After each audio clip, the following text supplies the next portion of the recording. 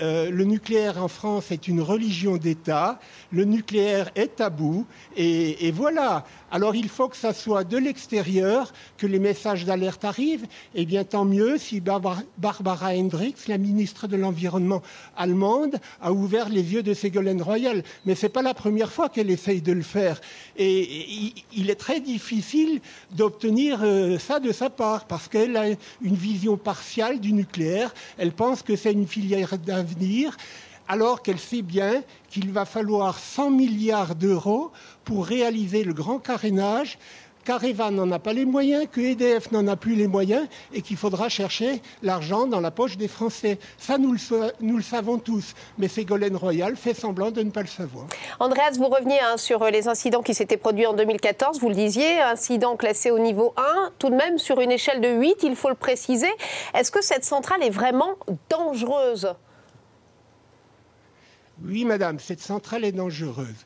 La centrale est construite 8,56 m en dessous de la ligne d'eau du Grand Canal d'Alsace, dont elle n'est séparée que par une digue qui elle-même est fragilisée par des lentilles de sable. La centrale est construite en zone sismique. Sous la centrale, il y a un radier qui, bien qu'ayant été un petit peu épaissi de 50 cm, reste le radier le moins épais de toutes les centrales de France. Et 3 mètres sous la centrale coule la plus grande nappe phréatique d'Europe.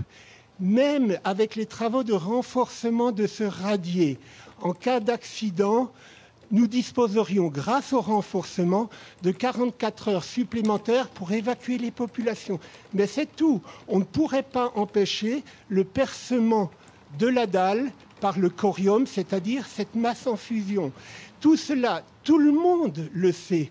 Tous ceux qui s'intéressent à la question le savent, sauf ceux qui ne veulent pas voir, à savoir le gouvernement.